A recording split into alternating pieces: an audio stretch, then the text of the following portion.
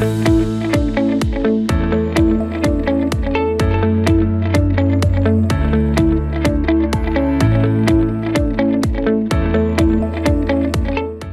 me, what I observe is that I won't really say it's about any particular category or anything, but I think perception or stereotyping, which is the underlying cause of a bias, that is where the problem is. Now, let me give this to you with an example. Right now, I am mentoring and guiding a bunch of armed forces veterans to transition from the world of uniform to the corporate world. And believe it or not, their challenges are something which one can hardly imagine, because they say that the moment we come from the armed forces, the moment your resume has the armed forces or the uniform in it, there is a perception that they will make excellent security chiefs or admin chiefs. So they go by the military rank or the army rank, and they will offer them positions which are in the security function. It might be a general manager's position, but a general manager of administration or head of security or chief of staff or something like that. But very few or hardly any organization really looks down into what is it that they have done as their core domain in the armed forces. So the perception is based on the outlook, and it does not go deeper than that. And very interestingly, there are so many of them who are engineers, masters in engineering, and they have worked on extremely complex engineering stuff. They have worked on algorithms. They have worked on high technology. They have worked on supply chain. They're specialists in supply chain. And all of this, they have actually worked in crisis situations. So just imagine if we were to remove the perception of the uniform and look at their core abilities that they bring to the table. You don't look at how many years of corporate experience they have, because they might have 0 to 3 years at the most, because they're transitioning.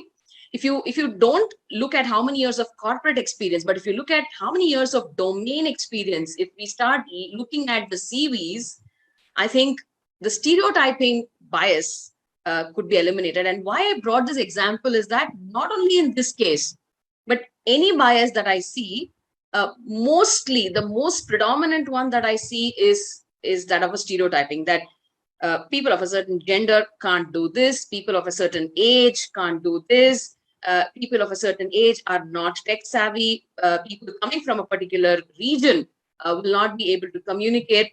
Now, all these are perceptions.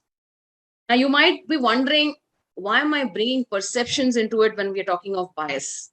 Now, my study of neuroscience, the reason I went into neuroscience research is precisely this. What is it that is causing these biases? Because I was trying very hard to bring in bias neutralizers in the corporate world, and I was intrigued, and I realized that it starts with perceptions.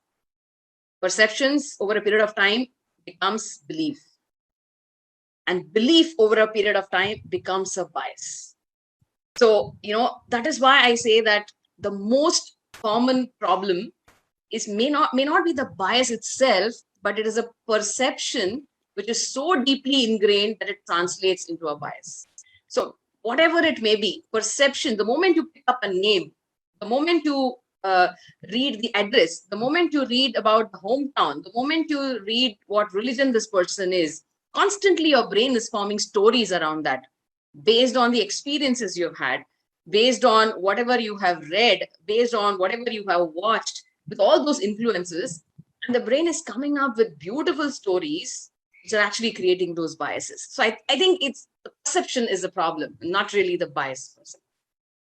How do we develop that bias? It is based on some information which we already have, or we perceive to have, or we lack that information. So it could be both ways. We have some information, or probably we lack that information, right?